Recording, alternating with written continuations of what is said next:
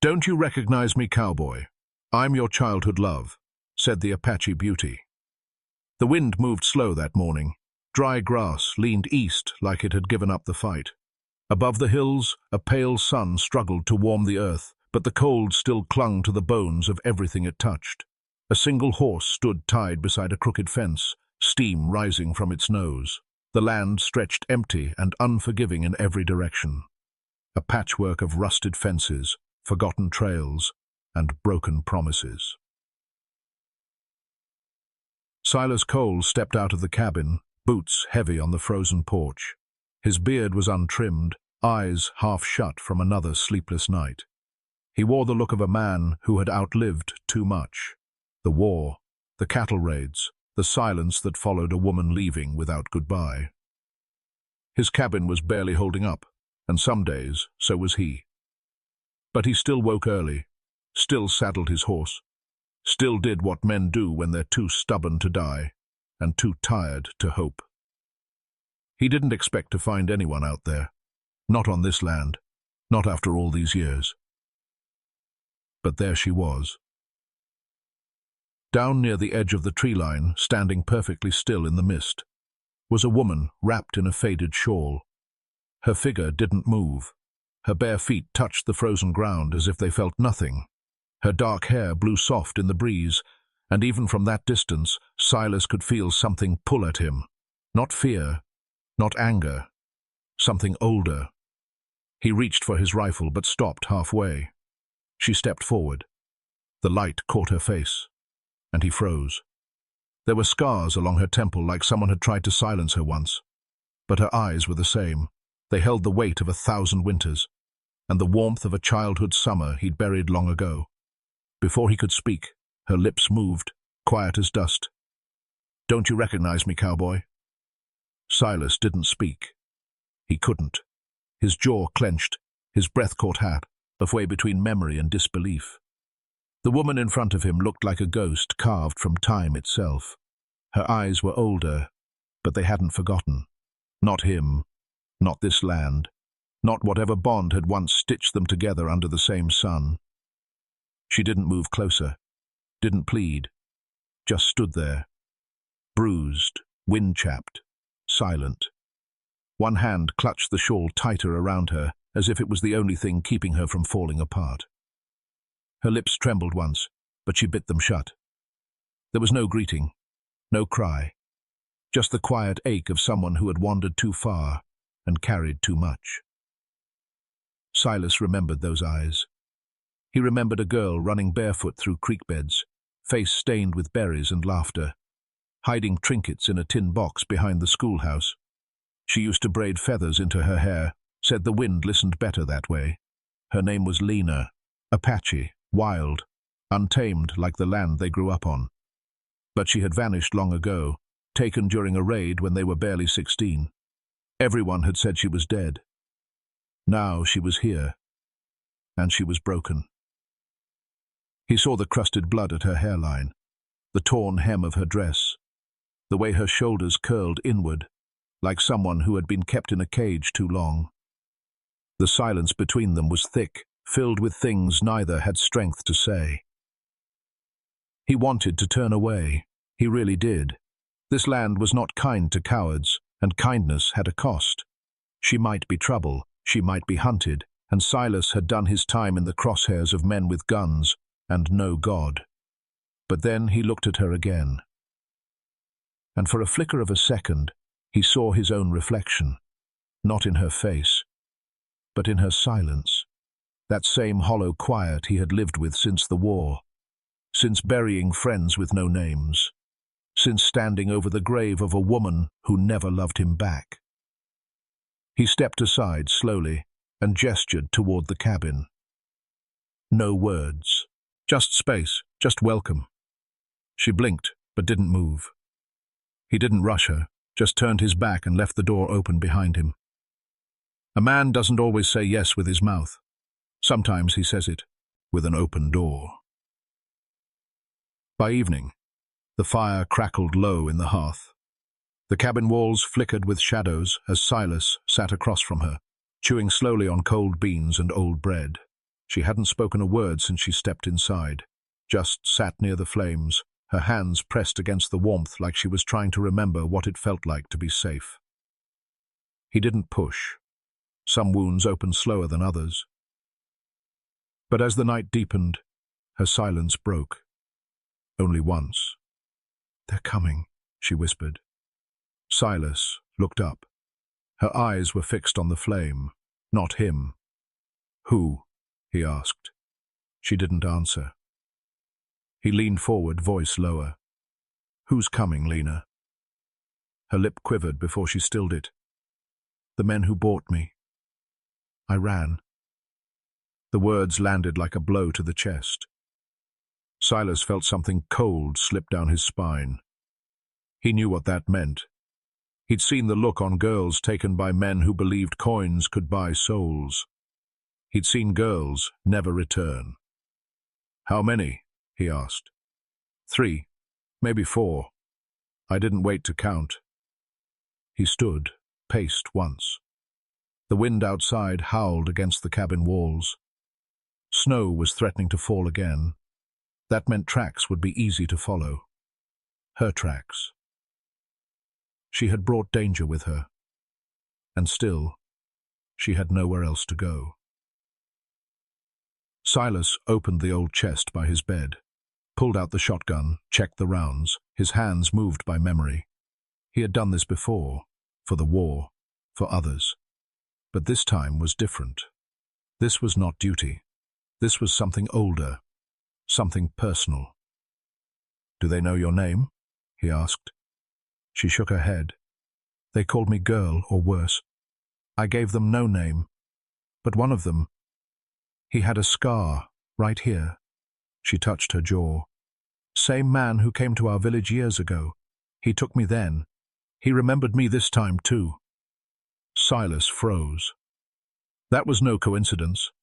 This wasn't just a case of men chasing a runaway. This was unfinished business, a scarred man, and returning to claim what he believed he owned. A ghost from both their pasts. And now he was coming.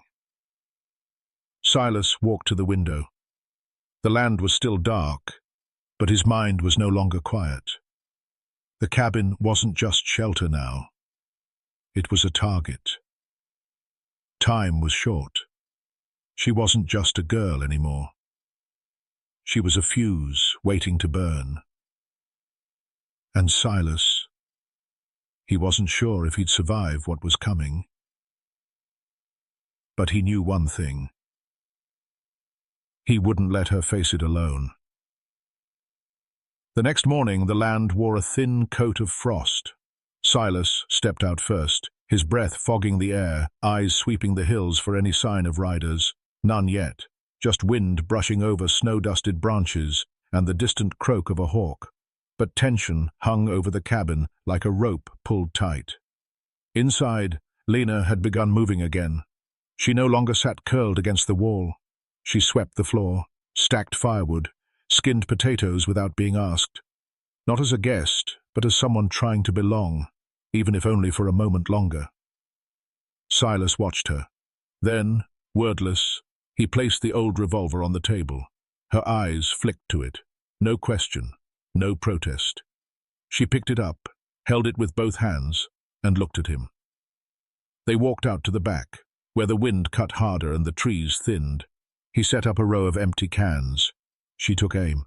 Her first shot rang wide, kicking up dirt. The second clipped a can. The third knocked it clean off the stump. She didn't smile, neither did he, but something passed between them. A quiet respect born not from victory, but effort, trust, slow and earned. Later, he showed her how to dress a rabbit. She burned the first one. They ate it anyway. That night, they sat close to the fire again. Her fingers traced the old scar down his arm, a jagged line from elbow to wrist. "Bullet?" she asked softly. "Bayonet," he replied. She nodded, then turned her head, lifting her hair. The marks on the back of her neck were older, thinner, faded, but unmistakable. He didn't ask. She didn't explain. That silence was enough. He reached for a tin box from the top shelf, old and rusted. Inside were a few feathers, 2 river stones and a folded scrap of blue ribbon. He handed it to her. Lena unfolded it, her breath catching. "This was mine," she whispered. He nodded. "I buried it before they came. I dug it up after." She pressed the ribbon to her lips, then placed it back in the tin. No more words. Just the fire between them, the wind outside, and a quiet peace settling in like snow. For the first time in years, the cabin didn't feel like a hiding place. It felt like home. If only for a night. It started with hoofbeats, distant, dull, like thunder rolling from the east. Silas had been chopping wood when he froze, axe mid-air, breath held. His eyes met Lena's through the cabin window. She dropped the pot she was cleaning. It clanged, then silence. They were coming. 4 riders crested the ridge by mid-afternoon. Black coats, scarves pulled high, rifles slung. One rode ahead of the others, a tall man with a jagged scar along his jaw. He didn't dismount, just stared at the cabin like he was remembering it from a nightmare. Silas stepped onto the porch, shotgun in hand. He didn't raise it, not yet. "You got something, belongs to me," the scarred man said, voice like gravel. "She doesn't belong to anyone," Silas replied. The man smirked. "She ran, stole from us. That's debt, and debt gets paid." "I'll settle it," Silas said. "Whatever price you think she's worth." The man leaned forward in his saddle. "You can't afford her, cowboy. Not with coin, not with blood." One of the others raised his rifle. Silas stepped in front of the door. Then a shot cracked, but it didn't come from the riders. It came from behind Silas. Lena. She stood in the doorway, revolver trembling in both hands. Smoke curled from the barrel. One of the riders fell, screaming, clutching his leg. Chaos erupted. Another aimed, fired. The bullet tore into Silas's shoulder, spinning him backwards. But he didn't fall. He roared and fired both barrels. The blast hit the scarred man square in the chest. He crumpled from the saddle. Lena screamed, not in fear, but fury. She dropped beside Silas, trying to stop the bleeding. More gunfire rang out, then a final silence. 2 of the riders fled. One crawled into the woods, bleeding, and Silas lay bleeding on the ground, eyes flickering, teeth clenched. "You shouldn't have come out," he gasped. She pressed her hands to the wound. "You shouldn't have stood in front. You were the only thing I ever regretted losing." She wept then, not from sorrow, but from understanding, because in that moment, she knew. He hadn't just protected her. He had remembered her, and he had chosen her again, even if it meant dying. The cabin door swung open in the wind. The fire inside still burned, and outside, the snow began to fall. The snowfall thickened by nightfall. A quiet blanket over blood, bootprints, and broken wood. The wind had gone still, as if the land itself was mourning. Inside the cabin, the fire burned low. Silas lay on the floorboards, wrapped in blankets, his breath shallow but steady. Lena knelt beside him, changing the bandage with trembling hands. She hadn't spoken in hours. There was nothing left to say. Outside, one of the horses had been caught. The other 2 riders were gone, but they had left behind a trail. Blood, tracks, silence. She knew they wouldn't return. Not after what happened.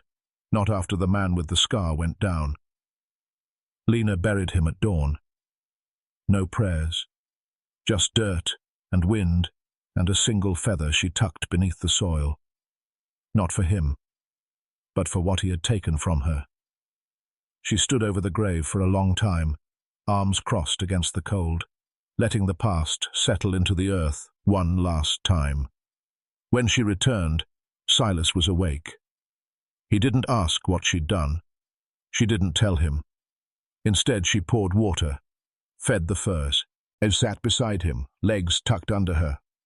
Their eyes met, and for a moment the years between them disappeared.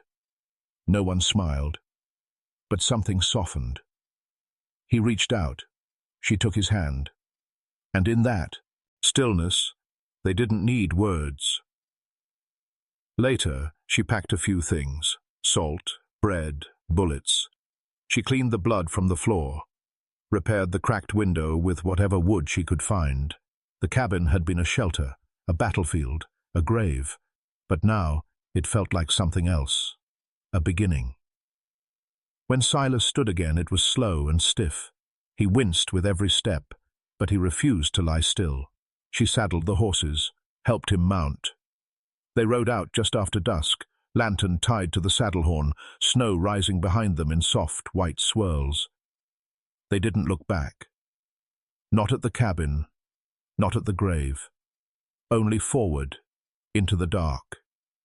And though the land was cold and the journey uncertain, Lena felt something she hadn't in years. Not freedom, not safety, but something quieter. A hand beside hers, and no chains on her name.